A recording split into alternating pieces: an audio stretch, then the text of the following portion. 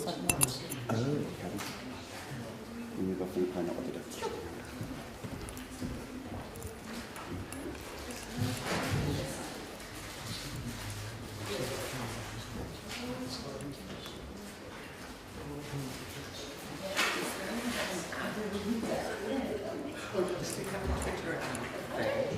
Yes, he does. I'm sure he does. I think it's always nice. I'm sure he does. I'm sure I'm following because I actually listen somewhere. The people on the right team are listening to us right now.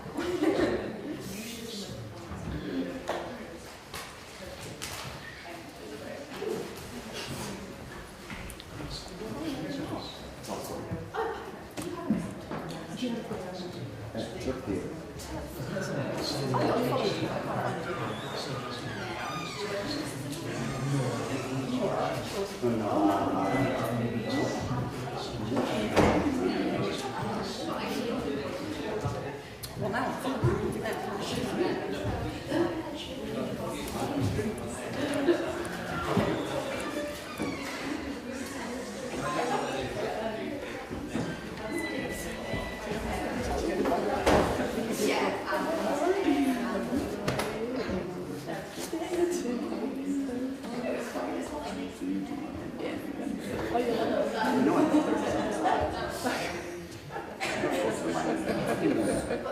So we'll have to sort that.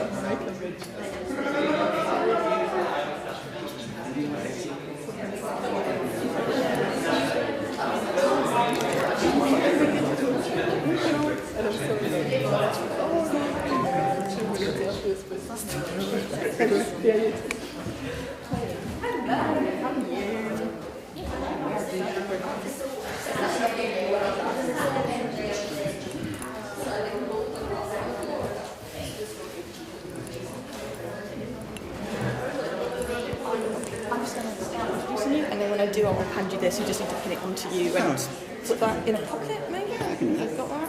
Yeah. I think we're probably just telling the world that's how this is how it works. This is how the magic happens. Yes.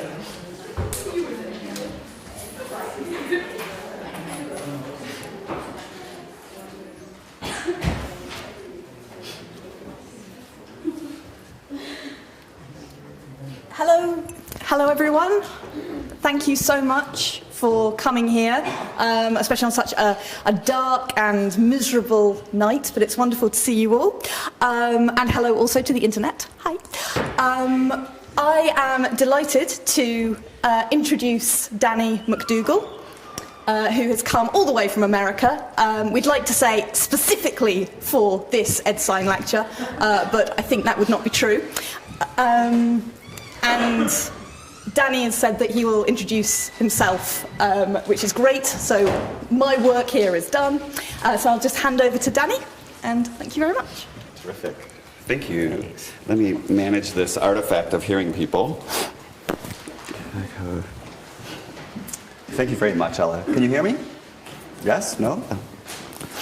Terrific. My name is Danny MacDougall, and I'm from Madonna University in sort of Detroit, Michigan, just outside of Detroit, Michigan, where I'm the chair of Sign Language Studies, which is a department of about 104 students currently, where we have 3 majors: interpreting, deaf community studies, and ASL education. So we also train people to teach ASL. I wish I could say I came here just for the EDSIGN lecture, and I would have, but I'm also here with a group of students from our department who are collaborating with students from the BSL program at Heriot-Watt. We've only been here for 3 days, and we've already had enough experiences and learning to last us, I think, a lifetime. So personally, I'm very humbled to be here. I'm humbled to be at Heriot-Watt as a student, a PhD student, but also just to come here and experiment with this collaboration between our 2 departments. It's very meaningful to them and to me as a person. And to have other interpreters and people who are interested in sign language have any interest in anything that I've done is personally very humbling to me. So I thank you for being here today. I am a sign language interpreter, an educator, and a researcher. I began interpreting professionally in 1985. And that was also the same year I started interpreting theater. Although theater interpreting wasn't the reason I got into interpreting, but it just was something that I had been in theater already, and I had an opportunity in 1985 to start doing some theater interpreting, and then that led to a lifetime of doing that sort of work. I own a small company called Terp Theater in the US, and our area of expertise is interpreting in a style of theater called shadow interpreting, where instead of the interpreter being off to the side of the stage, we're built into the action of the stage, we're costumed, we rehearse with the actors, so that the deaf person experiences the interpreter in close proximity to the actor. And the whole concept for that is that the deaf person can take in the acting and take in the language simultaneously, rather than looking back and forth from an interpreter to an actor. Today we'll be talking about a specific translation from a show called Company. Has anybody heard of it? Ah, there are a few out there. Michael, you've heard of the show Company. I'm shocked. And so this was, I'll be showing a translation of mine. This is a videotape that I created to practice. So this is a much younger me. This is 10 years ago, before I started my PhD. And apparently starting your PhD causes you to gain 10 pounds and to age very rapidly. And so you'll notice that there's quite a difference. And so, I saw that. That was quite a, you could have done it a little smaller.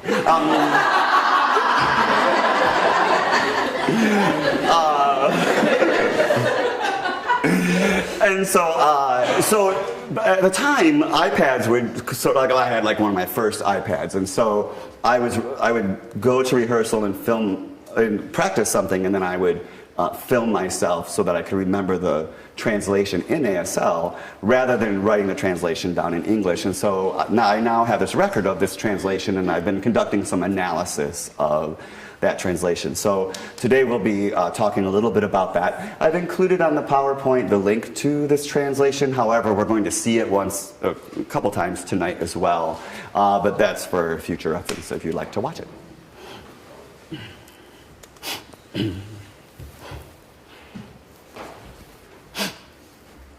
So if you've ever been to musical theater, you know that there is this convention where a play is happening and people are talking like normal.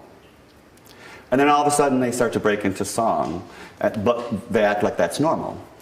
And there isn't something that's exactly parallel in the deaf community where someone's just signing along and then all of a sudden they change into some sort of poetic type of sign language and then go back into normal dialogue. And so this can be a challenge for theater interpreters to figure out how do I change my signing style from regular dialogue to music. And theater interpreters do this all the time, but there isn't necessarily a standardized way of approaching this sort of translation. So what I'm showing you today is only my way of translating this song, but there may be a multitude of other ways to approach this translation that are perfectly valid. This just happens to be mine. And so this is one of the problems I'm really curious about, is how should interpreters focus on this moment in musicals where we switch into this style of signing that sometimes we just sign very slowly and pretty and all that, but shouldn't there be more of a system to the way that we approach things? In addition to that, one of the things that we're doing is being creative at the same time. When a person is translating a piece of fiction, the translator's creativity is involved in the process. And so we can't just receive all the creativity from the source text. We have to bring our own creativity into the mix. There's maybe a little bit of politics to that too, because then all of a sudden I'm putting a fingerprint or a thumbprint on someone else's creativity. But it's something that we have to acknowledge, is that creativity goes into being a translator of something that's fiction.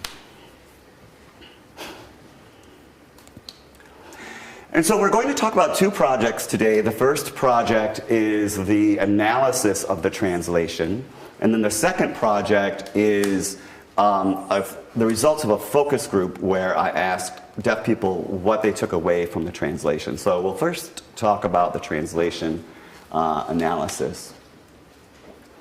The linguistic analysis did not focus on the entire song, but we focused on the first two stanzas, or the first two major chunks of the song, and the chorus of the song, which is the part of the song that repeats throughout. And I was curious about the features of sign language poetry that were present in the translation, how those features helped to portray both the form and the message of the source, and then how we worked with neologisms or invented words that are present in the song. The song is called Sorry Grateful, which is an invented word that only exists within the context of this song. So that's what we'll look at first. In order to do this, we'll look at the translation. I've added subtitles to the translation so that the interpreters don't have to interpret BSL. I'll show you the whole song first, and then we'll start having our conversation. Right?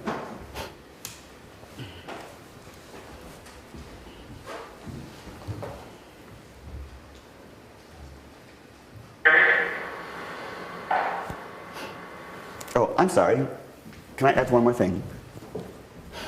In this video, you're seeing a large video, which is my rehearsal video, and then you're seeing a video in the inset. The video in the inset was how the performance played out on stage. So that's me doing some shadow interpreting of the actors.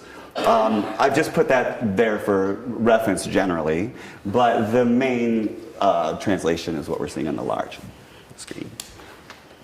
You ever sorry you got married?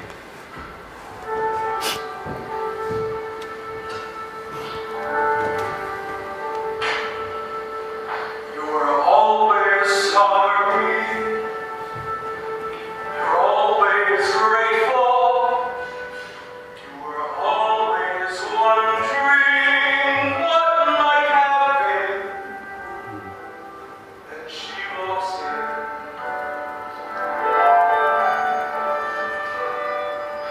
And still you were sorry, and still you were grateful, and still you wonder, and still you doubt, and she goes out.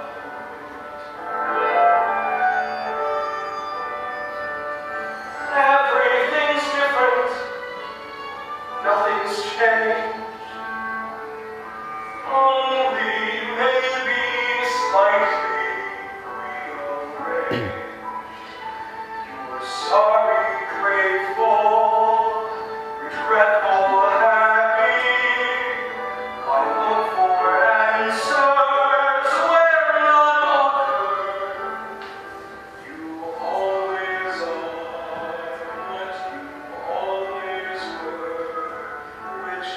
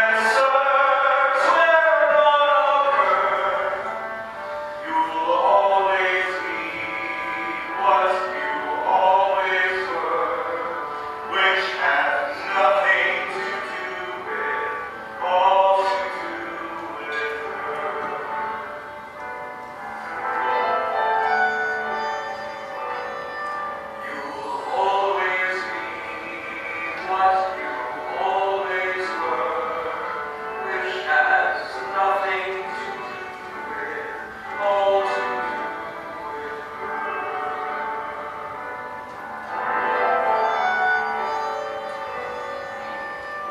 nothing to do with, all to do with.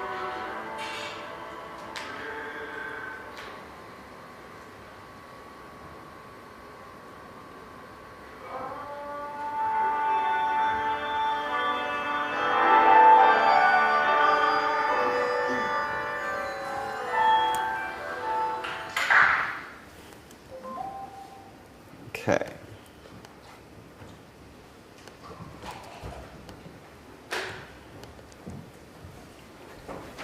So, the play company, in a nutshell, is about a gentleman who's reaching a certain age. I think it's 30, right? Yeah, I think 30. And he's not yet in a relationship or hasn't had a successful relationship. And so the play has a lot to do with kind of relationships of other people and how he's reacting to those. And he's just had dinner with Harry and Sally, who've gotten into a physical fight in the process of the evening. And she storms off to bed. And Bobby's question to Harry is, have you ever regretted getting married? And this is the answer, right? So first, when we were interpreting this, when we're interpreting in the shadow style, we interpret with the we rehearse with the cast for about 6 weeks. And much of the beginning part of the rehearsal is about the physicality, so we don't have the translation finished yet. So we are often working out the translation on our feet while we're learning how to move on stage and figuring out where the actors are going to be and sorting out that whole process. And so that gives us a chance to try out translations while we're working, but much of our translation happens at a table where we're actually kind of focusing on the language itself. But what's nice is that when you're trying out these translations, when you're really rehearsing the physicality, we get feedback from deaf people who are there as coaches or from other interpreters. And I found this song very difficult to translate for a number of reasons, and I was not having much success with it until one night I started playing around with ASL poetry features, and I could hear the other interpreters go in the dark, and they go, and they were reacting to things that were good, and I felt, oh, I'm going to keep those things that they're reacting to and see where I can take this. Normally when I interpret, this is replete with poetic features, and I think this is almost overdone for most songs, but this is one of those cases where the poetic features seem to really suit the song itself. So first, let's look at the source text a little bit. This is my analysis or my thoughts about the source text. These are the beginning of what we've looked at. So looking at the structure of this, it's a relatively simple song. It's not meant to be complex. There are a consistent number of syllables that help build the rhythm in the song when you look at the source text. There's a lot of rhyme, of course. There's repeated words, and there are structures that are repeated throughout the song itself. So in many ways, we're looking at repetition and simplicity.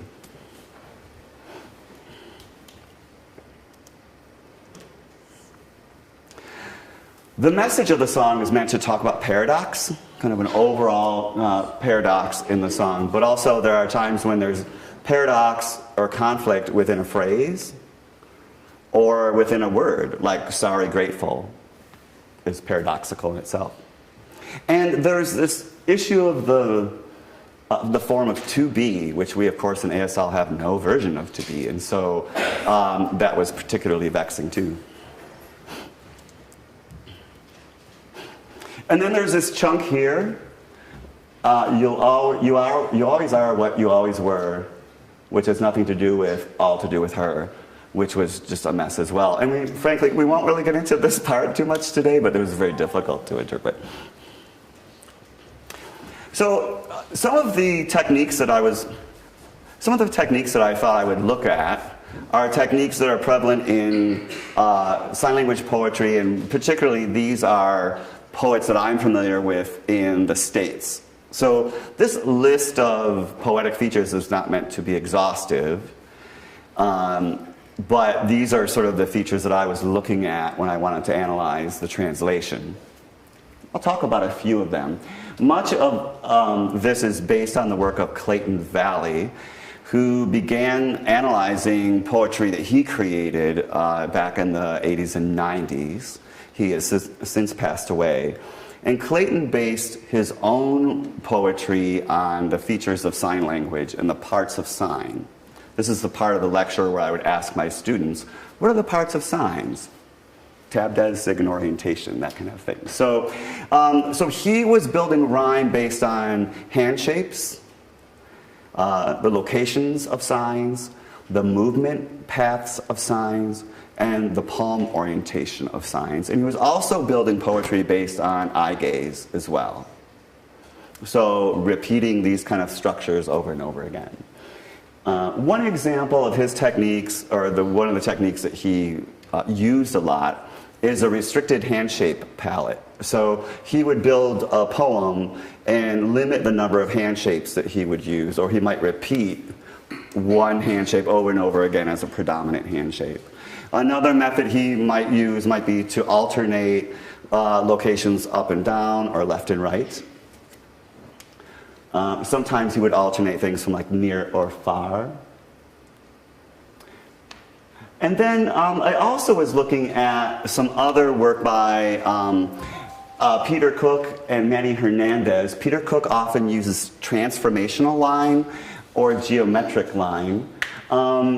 Transformational line is when someone is building a poem and one object becomes another object. So Peter Cook has a poem where he talks about poetry, and the poem goes on for minutes and minutes, and poetry starts as a bullet coming out of a gun, and then it becomes a painting, and then it becomes toothpaste being squozen out of a tube. And all this happens in one line that Peter uses his own techniques to morph something from an object from one thing to another. And then Manny Hernandez typically uses a lot of film technique, and so his poems often look like a film, and he kind of edits his story in the way that you might edit a film. But I knew going into this analysis that a lot of what I was using was the work of Clayton Valli, which is trying to rhyme based on hand shape and location and things like that.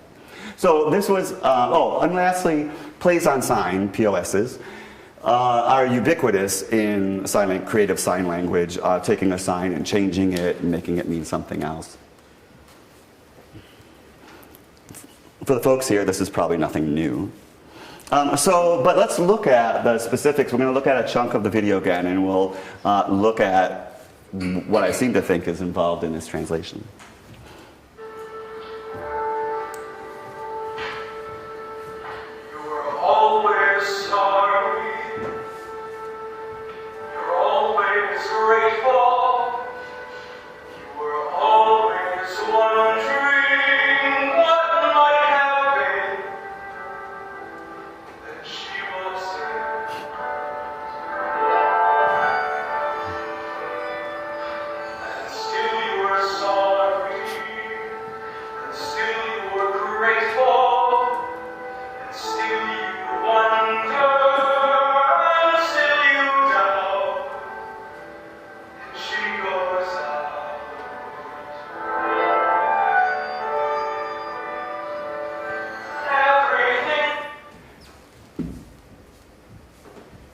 So the first two lines alternate upwards and downwards. Our sign for sorry is this, or this. Our sign for grateful can be a variety of things, can be this. But of course this and this don't rhyme. But we have this sign this, which can be a positive kind of inspirational vibe. We don't often use the downward version in the US, but it can sometimes be used for kind of feeling very down. And so instead of choosing sorry and grateful, I chose to alternate the lines up and down. In the next section, I use the sign wondering or kind of dreaming, which is often a one-handed sign, but instead I alternated it from left to right to left to right. And then I added a comparison for what might have been, which is another sign that we can go left and right and left and right. And then lastly, I talked about, and then she walks in, and we use a classifier. I'm using a classifier, and I'm bringing her in an arc to the center of my body. And then later, at the end of this chunk, when she goes out, she starts at the center of my body and leaves. And so that's an example of a geographic line in the sense that if I were to put little lights on my fingers and we could record that and draw the line, you see that there's a swoop from one area, and then there's a symmetric swoop going out to the left. And so that connects the first and the second chunk. In our second stanza, there's again alternating up and down, so and still you're sorry and still you're grateful goes down and up. And then wonder and doubt is also alternating left and right and left and right.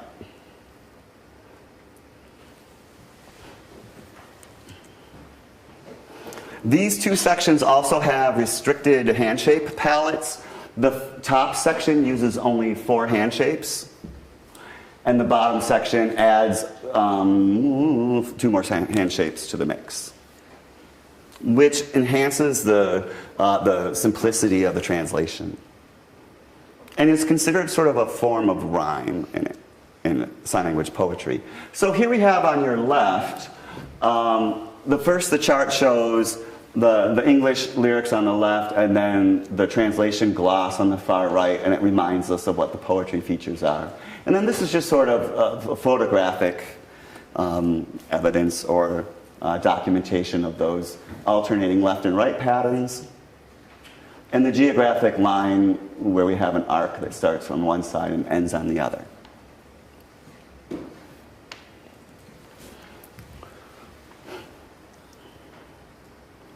So the chorus is the repeated part of a song, and this chorus is repeated at least 2 times, 3 times throughout the song. And I have 2 versions of the chorus, and we'll analyze those or look at those presently.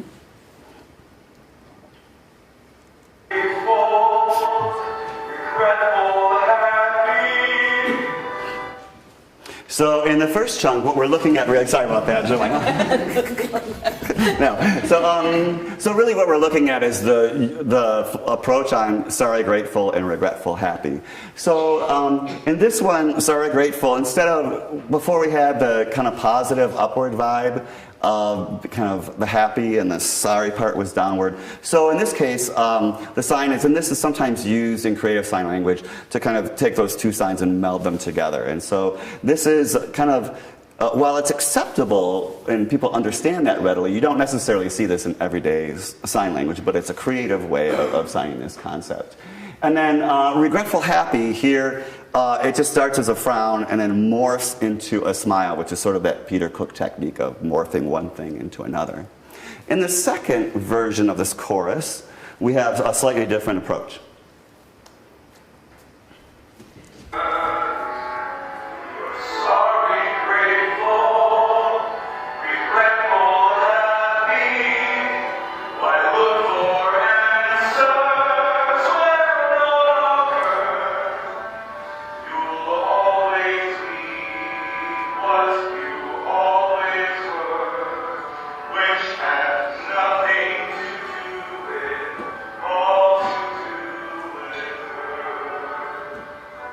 I didn't really intend to show that little last chunk. So, so in here, it's sorry, grateful is still the same way, but instead of regretful being a frown that transposes into a smile, then it's a split screen where there's a smile and a frown at the same time. It took me a long time to figure out how to do that.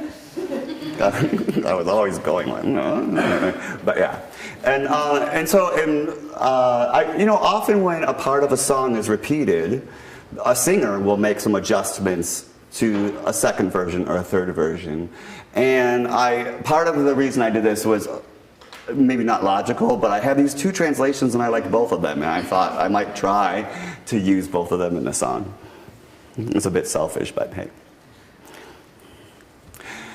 So this, in the paper, this is some of the ways that I helped to show in a static way how these signs happen. So On the left, on your left, you can see the split screen of Sorry Grateful, where one hand is going up, the other hand is going down.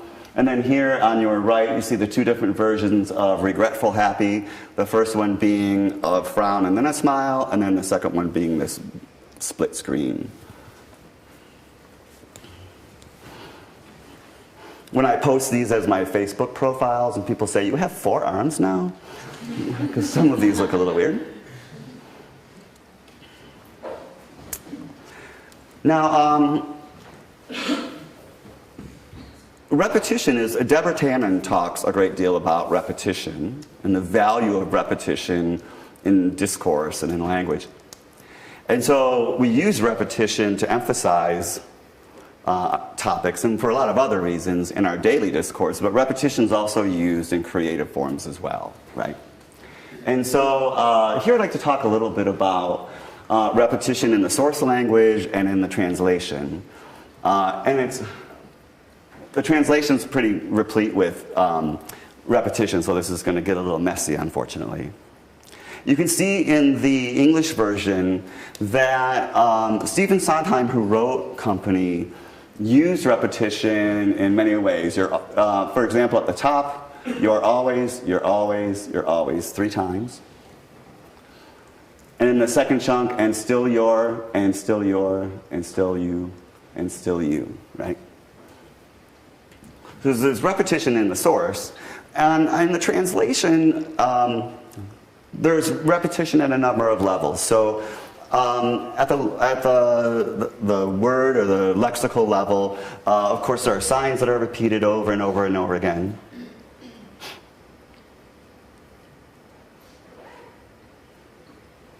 There's hand-shape repetition, such as other and girl.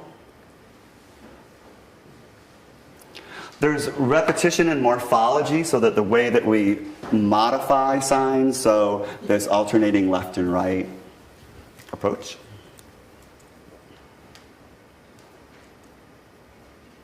There's repetition in the type of poetic feature. Those are the number 5s. There are entire phrases that are repeated.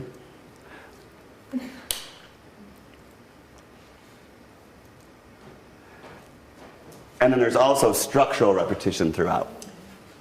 Now, Rachel Sutton Spence, who's also known for analyzing sign language poetry, talks about repetition in terms of 3s, 7s, and 12s. And there's also 3 plus 1. So in creative forms, it's often the case that we'll see repetition in terms of 3s, 7s, and 12s. And as you can see, Stephen Sondheim's work has, in the first part, you're always, you're always, you're always. In my translation, it has feel, feel, feel. But you'll notice the second chunk in the source language is 3 plus 1, so it's really 4, repeated 4 times. I didn't do so well at getting 4 in my translation, but so repetition is both in the source language and in the translation as well.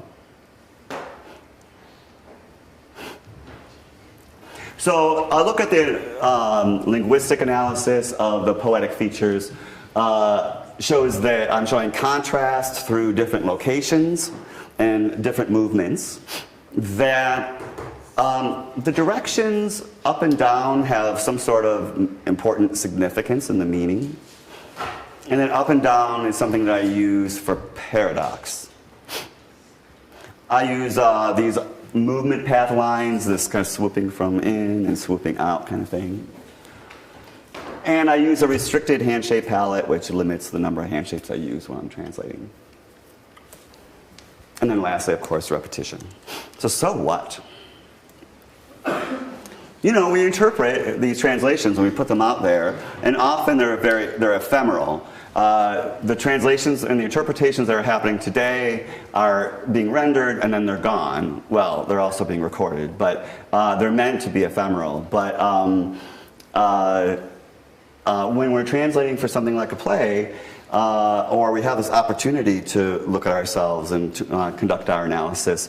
It's interesting for the interpreters, but at the end of the day, I'm curious about where does this translation land in the eyes and the brains of deaf people who are out in the audience watching the translation. So for me, analyzing the features of the translation were not as interesting as trying to find out what deaf people think about the translation.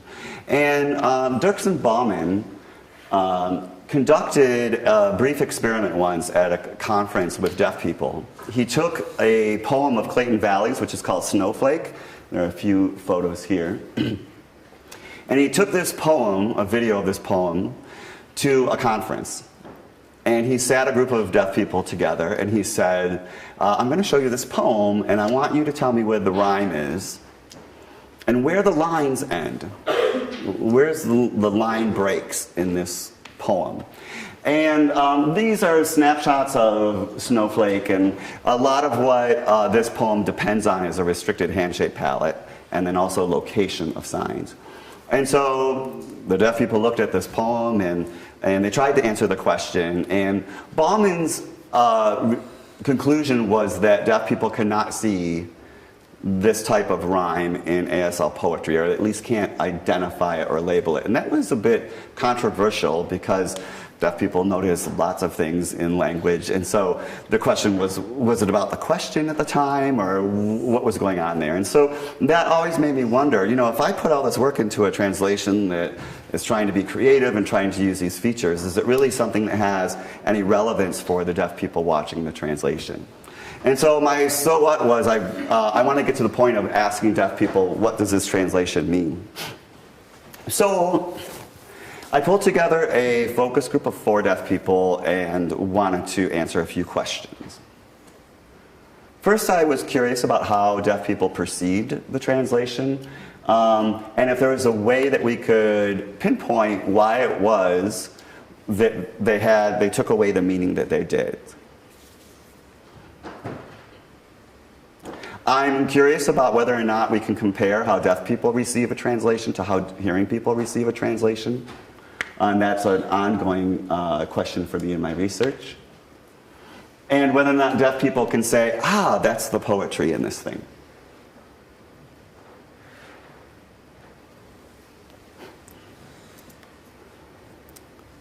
So this is what my whiteboard looked like at the time. And I was interested, you know, NIDA says that an interpretation or translation should make sense. It should convey the spirit of the original. It should have a natural and easy expression. And it should produce a similar response. I think that's interesting when we talk about equivalency. I often am concerned about equivalency in terms of the deaf person's response. When we interpret theater, for me, I want the deaf person's emotional experience of the piece to have the same ups and downs as the hearing person sitting next to them, if they're sitting next to a hearing person. And so for me, I'm always trying to see if I can make that happen and whether it's even possible. In some of my own writing, I've talked about this as sort of a visceral gut level response to the piece.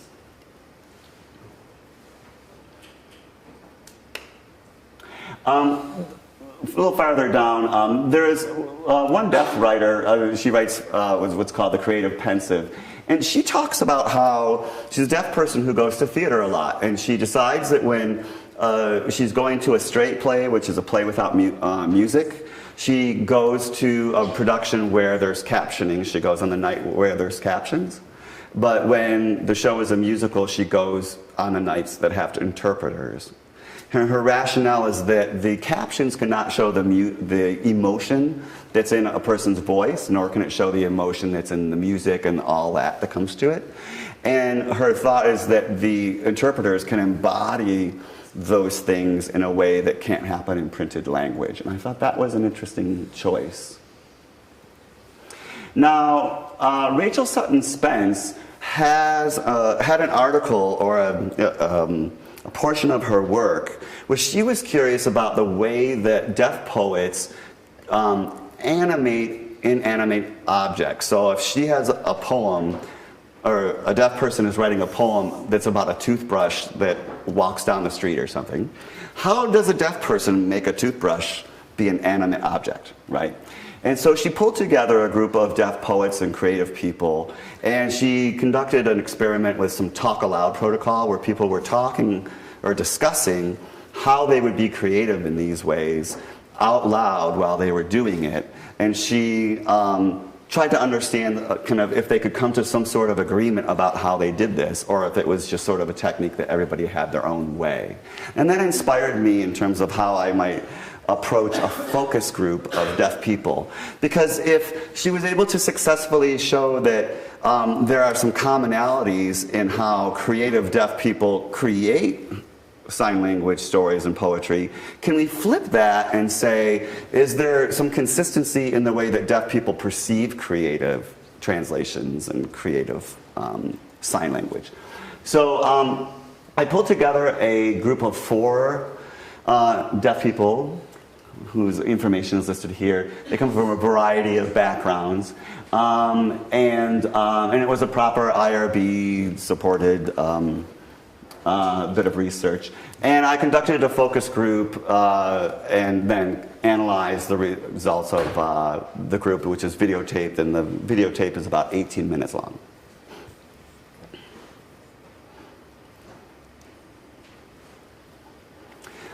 Now, when looking at how hearing people respond to the song Sorry Grateful, some of the quotes are on the right.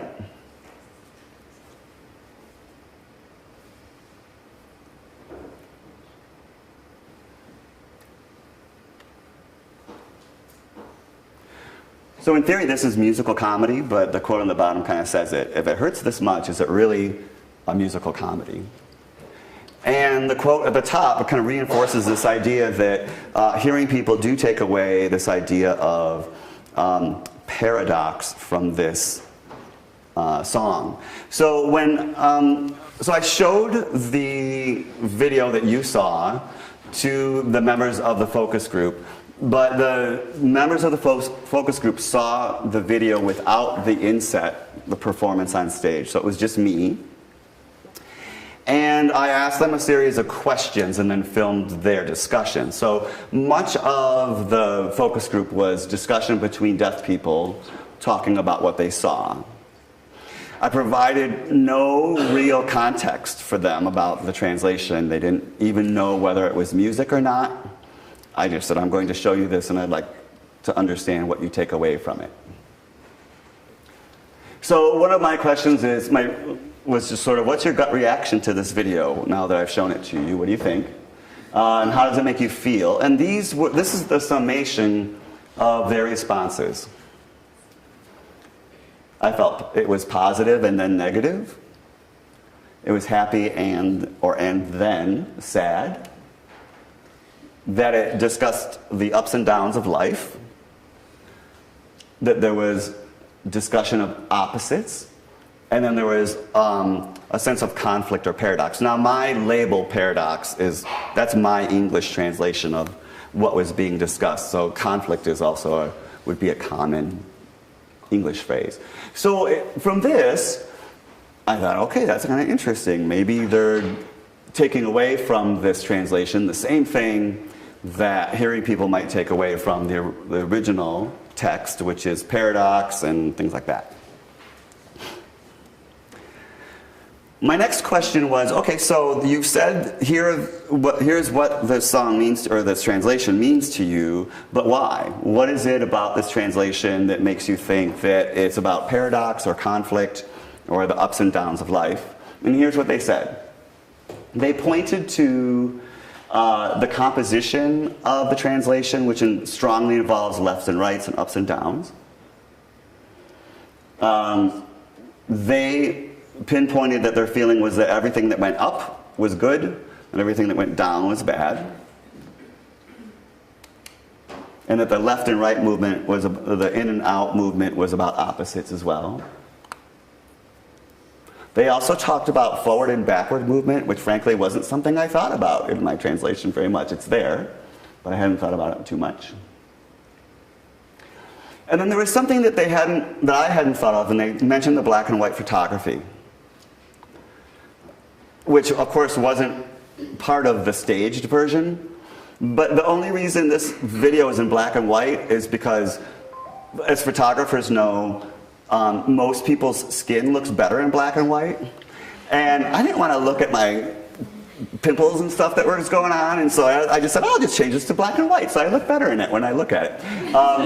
And I didn't think about that during the research, and it showed up in the research, so shame on me for being so vain.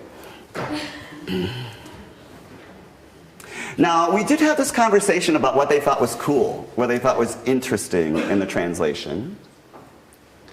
And there's this moment, the top picture shows, there's this moment in where the English is, good things get better, bad things get worse. And I kind of made up this idea of life is good, but then sometimes life is bad. And then the next line is, wait, I think I meant that, oh wait, I can't even do it anyway. Wait, I think I meant that in reverse. So it's just kind of playing off the positioning of the signs. So I thought that was cool. One of the other things that was mentioned was sort of the visual composition of the video and how things were broken up horizontally and vertically. There's a phrase, everything's different, nothing's changed. And the way I signed it was, instead of something changing like this, I use it as more like the world changing like this. But then when I say, but nothing's changed, I go to this, like things being exactly the same. And they thought that was cool. And then they liked the profile of the moving out when I signed it, then she walks out. They thought that was interesting. And then the black and white video was mentioned again. If I could interpret everything in black and white, I would do that. Because my skin would look better. Now, I asked them if it looked like normal language or it looked like poetry. Because remember, I had not said, this is a song from a musical. I just showed it to them, which might be questionable from a research perspective, because one of the first answers to this question was, well, I'm a little confused because you're talking about a girl and we all know that you're gay. And so why are you talking about a girl so much? And that's when I had to say, oh, I'm sorry, this is a translation of some other piece of work, and this isn't a story about me at all. And so that was another lesson I learned in this research process, because I was the person that was visible on screen, it caused a conflict in terms of what people took away for what it meant. So in the future, if I did this experiment, I would have someone else perform the translation on camera instead of myself. So the response, though, was interesting. Even though there's a lot of creativity in the translation, they said it felt normal if it were seen as an artistic form of sign language. Some of these signs weren't things that you would see every day, but they are things that follow sign language rules, that I hadn't really broken any rules. And they kind of said, oh, this looks like ASL poetry to us. Gay person.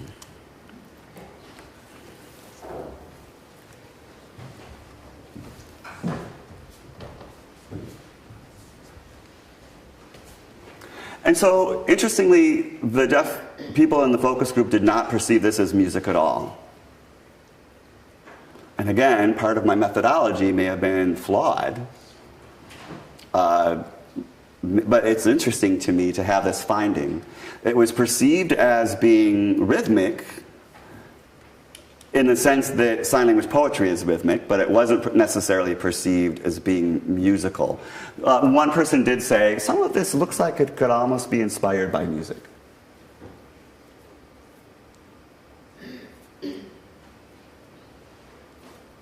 Now, they talked about rhyme being kind of related to the up and down movement and the left and right kind of movement. And they kind of saw that there was a tempo to the translation, but it wasn't necessarily recognized at all as music. And I don't know that's good. Like, here I translated a song and spent a lot of time on it, and it wasn't even perceived as music. But again, this could be about the methodology I chose. I didn't necessarily say, I'm going to show you a song that is translated.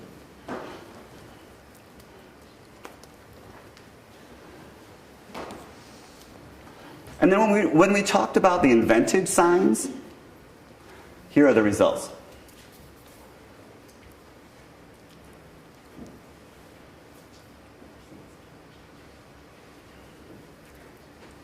In general, I was told that these looked like they were signs that were linguistically appropriate, like I didn't break any rules.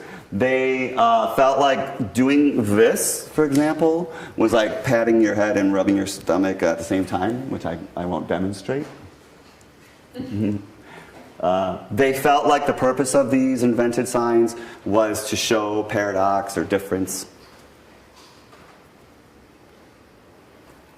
These two variations, frown and then smile, and then the split version, were interesting to me because the members of the focus group saw the frown then smile version as a first you're frowning and then you're smiling, or first you're sad and then you're happy.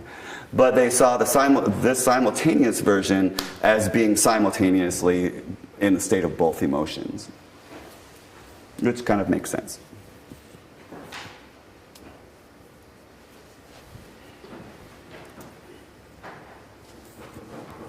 So what?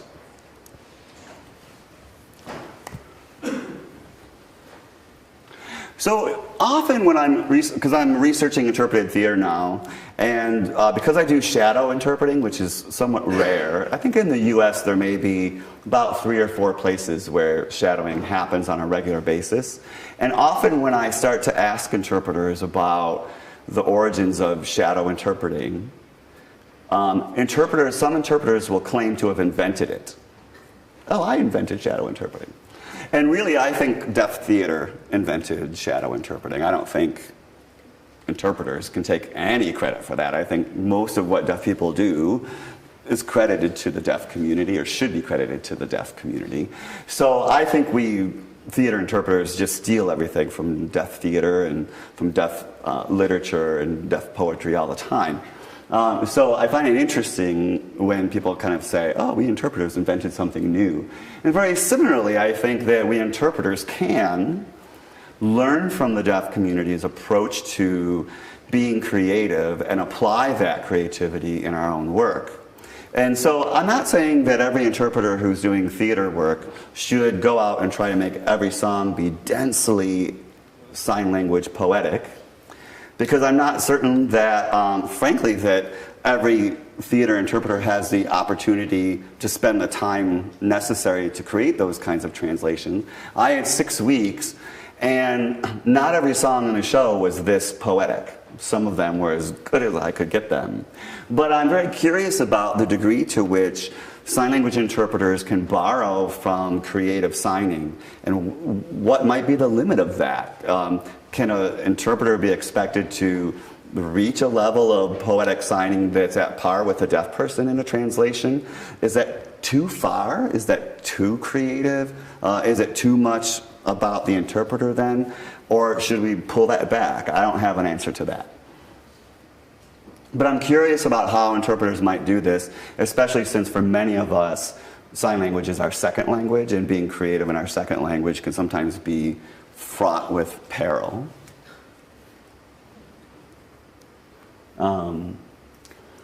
And then I'm interested from a linguistic standpoint between the connection between certain directions of signs and certain emotions, and whether or not that emotion transmits into the deaf audience. There are actors who use techniques that are based on the physicality of their work, and they think about the physicality of their movements and how their movements relate to meaning. And I think our movements relate to meaning as well, and that maybe that's something that we can take advantage of when we're translating. For a future reading, especially since you're here in the UK and this book is probably more available to you, Rachel Sutton Spence's book on, well, any work that Rachel Sutton Spence does is worth reading. But her work around ASL, or sign language poetry, and creative signing, I think is really excellent. And here's a book that I've found to be very helpful and interesting. And often what in this book I find is where in some of the other material that I've read, it's very focused on what hand shapes you're using, what direction you're working in. But Rachel does a great job at looking at the thematic elements of creative sign language, kind of stepping back a little bit and looking in a more broad way. And that's my hour. Are there any questions? Any questions? Can I sign it that way? Yeah, it's allowed. Are there any questions? No? So you have any questions? No? Yes, no?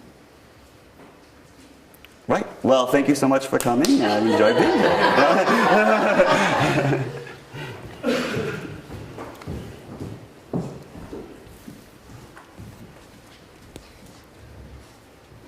I was very interested in your presentation. Everything was absolutely fascinating, and you've given me lots of food for thought, linked to, you know, how you structured your signs within your translation, and also did you think about facial expression and how that influences poetry? Did you consider that? And also, I was wondering about your methods and the focus group that you set up. And you showed them the video of your translation. Were you there and asking them questions? As you said, it might have been better if you weren't there and just allowed them to have a free discussion without your presence.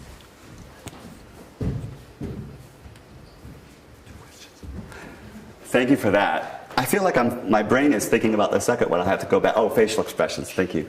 So facial expressions are a key component of poetry techniques and sign language, as you probably know.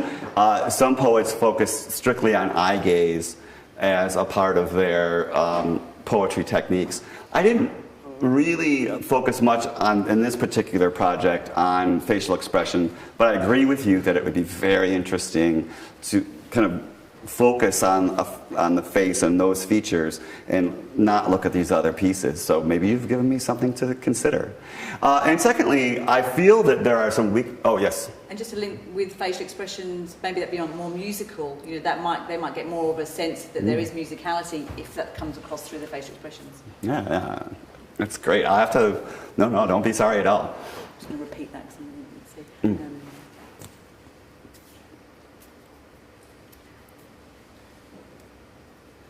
Yeah, and then your second point, I do feel there are some weaknesses in the methodology, because for the participants to see me on the screen and then to see me in the focus group asking them questions, I think is, now in retrospect, I think is a conflict. And then all four of these deaf people know me. And that also created, I think, some conflict. So for example, seeing this discussion about pining for this girl, and then all these people in the room know I've been married to a man for 25 years. So I think there was some dissonance in people's heads about what are we seeing? Because I hadn't even said that it was a translation. I said, I'm going to show you something. So I agree. I think there is opportunity for refining this approach. And it might be that this is sort of a pilot project that I can repeat somewhere down the road. Yeah, thank you. Any more? I'm just interested when you talk about shadow interpreting, is it normally one interpreter or a group? Because I know, you know, like Deaf West are have been doing Speed Awakening and stuff where all the cast members know ASL and use ASL in combination with the cast members who are hearing who sing. I just wondered if you felt like it's more beneficial to have different interpreters for each character, or maybe just for certain parts of the plays? Sure. In the States, it's typical for any interpreting of theater to have at least 2 interpreters, even if they're off to the side. So that's sort of kind of a standard thing in the US. And in shadow interpreting, there have been a variety of approaches. When we interpret, we tend to use 2 interpreters on stage, no matter how many characters there are on stage. And so that means that our movements are very critical. because one of the things we do first is analyze the script to figure out if there's 5 people in a scene, how is it possible for 2 interpreters to divide those 5 people? So those students here from Harriet Watt, on Friday we're having a session, and part of what I hope that we'll work on will be how do 2 interpreters manage multiple characters like that, right? And so there are times when some shows will try to have 1 interpreter for each character. But then you end up with double the number of people on stage, and visually it's very heavy, and it can be very heavy and a lot of emotionally too to have all those people. Spring Awakening is interesting because they basically do that in the opposite. What's interesting is those hearing people on stage in Spring Awakening, many of them had multiple duties too. So many of them were playing a musical instrument, and so they were built into the show in a quite different way. I think this might be something that someday you might hear from Michael about this topic a little in detail. It's not so much a part of my research, but I do. But when we practice this type of shadow interpreting, we're balancing the idea of adding interpreters in to make the show accessible. We have to balance that with all the feelings and needs of all the hearing people in the room. And hearing people can be very sensitive. And so actors and directors and sometimes audience members will need some time to become adjusted to having these shadow interpreters on stage. What's been interesting is in some of our informal surveys of audience members, hearing people tell us that when the interpreter is off to the side of the stage, they will often just sit through the whole show and just watch the interpreter and ignore the actors on stage, which is a terrible thing for the actors to hear, right? But many of the actors don't want us to shadow because they're worried that we'll take away the limelight from them or we'll ruin their process. But from our surveys, what we were finding is that there are hearing people who are saying, and it happens all the time where hearing people will say, I didn't even watch the actors because I was so fascinated by how you signed. And so part of what I think is interesting is to have this dialogue about when we bring sign language and spoken language together on stage at the time, then our visual and our emotional attention is all brought into one space. So, and I think that Spring Awakenings did a pretty interesting job doing that. Deaf West has kind of a variety of techniques that they use. They sometimes will use hearing actors who will sign and talk at the same time. Which has a kind of a whole different linguistic approach, you know, so it's kind of an interesting thing. And I've done some work researching a little bit of the Spring Awakening process. So I filmed some of their actors, interviewed some of their actors throughout the development process of the show. And so I'm hoping once the PhD is done that maybe I can go back to that and maybe I can answer some questions like that for you. Anything else? Well, great then. Oh, Svenja? Yeah, I mean, you outlined quite clearly that you were conscious of Clayton Valli's work and other poets' work, etc., etc. But I was just wondering, to what extent did those features come intuitively, or to what extent did you think, okay, I need parallel signing, I need restricted handshakes, etc., etc. And then you almost use that as a tick box to create your poem, or did you actually come up with that sort of intuitively? And what you showed us today was kind of a post-analysis. The second thing. So the translation came organically, but I had been teaching ASL poetry. I just started teaching ASL poetry about a year before this translation, this project. And so it had become something I was more aware of, but I wasn't yet so great at it that I could sit down and go, right, I'm going to use this and this and this and this. It was more that I was on my feet practicing my translation while I was practicing other things, and I was responding to how other people responded to the translation, and when people said, oh, I like that, then I would keep it, and I would go, what can I do to play with that? So prior to my teaching ASL literature, I had a reputation for plays on signs and creative signing. And so the framework of understanding more about ASL literature helped me to add labels to things that I didn't really have before. So this translation came at an interesting time when I was just starting to understand that some of the things I was doing actually had a name and a purpose. And understand that I was into the field for 20 years already and then this happened. And so what I like about it is it kind of shows me that we're always learning in translation, and there's always an opportunity to learn another technique.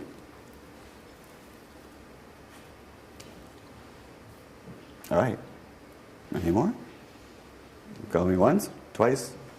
That's it.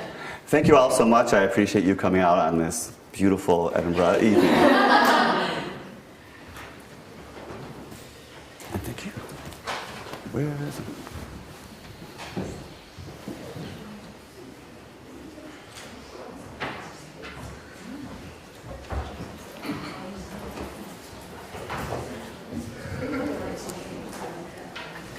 And just really quickly, sorry. Hello. Just really quickly to say again, thank you so much you all for coming, and thank you so much to Danny, because that was really, really interesting. And to let you know that the next EDSIGN Lecture, well, EDSIGN event, I suppose we should call it, will be on Tuesday the 12th of December, and it will be John Dennerly, who ran the Galloway Wildlife Park and Conservation Centre, which sadly closed down in September, but he's going to be giving a retrospective, just talking about the successes and the challenges, and that one will have no, he will be presenting in British Sign Language and there will be no interpreters there, so it will be a bit more kind of informal, and I think it'll be a really wonderful end to the year. So thank you all very much, and see you in December. Thank you. Oh, thank you. Thank you.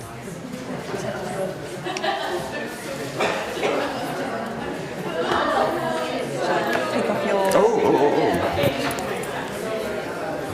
How would you feel? Putting that. Sorry, 2 seconds.